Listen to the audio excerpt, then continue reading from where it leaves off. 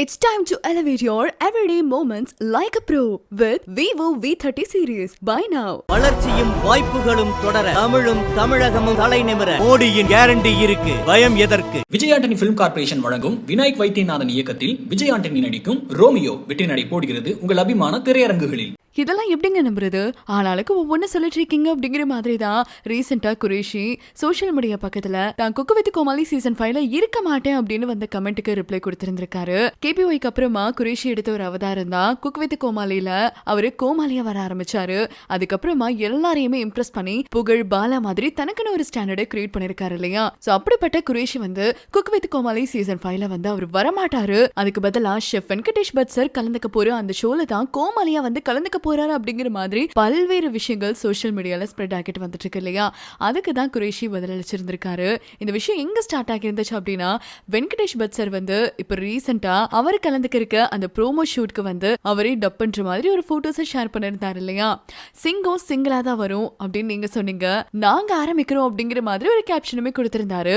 இதுக்கு குரேஷி பாத்தீங்கன்னா அப்படி சொல்லுங்க பட் சார் அப்படிங்கிற மாதிரி கமெண்ட் லீவ் பண்ணிருந்தாரு. இதை பார்த்த பல பேருமே ஓஹோ குரேஷி வந்து குக் வித் கோமாளி சீசன் 5ல இருக்க மாட்டாரு போல, இவரு தான் ஷெஃப் வெங்கடேஷ் பட் சார் கலந்துக்க போற இந்த ஷோல அவரு கூட சேர்ந்து குரேஷியுமே டிராவல் பண்ண போறாரு அப்படிங்கிற மாதிரி ஃபேக்கான விஷயங்கள் சோஷியல் மீடியால வைரல் ஆக ஆரம்பிச்சிருச்சு. இதுக்கு தான் குரேஷி வந்து பதில் அளிச்சிருக்காரு. எனக்கு என்ன சொல்றது அப்படின்னு தெரியல, ஆனா ஷெஃப் பட் சார் வந்து எனக்கு ரொம்ப பிடிக்கும். அவர் போட்ட அந்த போஸ்டுக்கு கீழே நான் ஜென்ரலா கமெண்ட் பண்ணேன். ஆனா தேவையில்லாத ஃபேக்கான விஷயங்கள் எப்படிதான் சோஷியல் மீடியால இப்படி ஸ்ப்ரெட் பண்ணிட்டு வந்துட்டு இருக்காங்கன்னு தெரியல. இதெல்லாம் உண்மையான லெவலுக்கு பல பேருமே நினைச்சிட்டு இருக்காங்க. ஆனா அதெல்லாம் கிடையாது.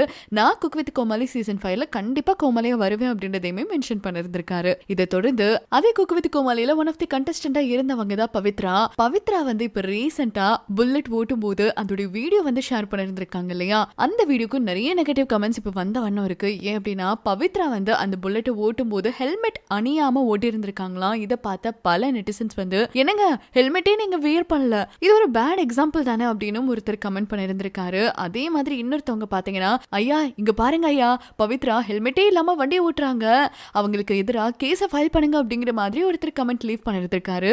ப்ளீஸ் வேர் ஹெல்மெட் அப்படின்னு ஒருத்தவங்க கமெண்ட் பண்ணிருந்திருக்காங்க. எல்லாத்துக்குமே சேர்த்து ஒரே ஒரு ரிப்ளை கொடுத்திருந்திருக்காங்க. இந்த வண்டியை நான் ஓட்ட கத்துக்கும் போது கூட ஹெல்மெட் வியர் பண்ணிட்டு தான் ஓட்ட கத்துக்கிட்டேன்.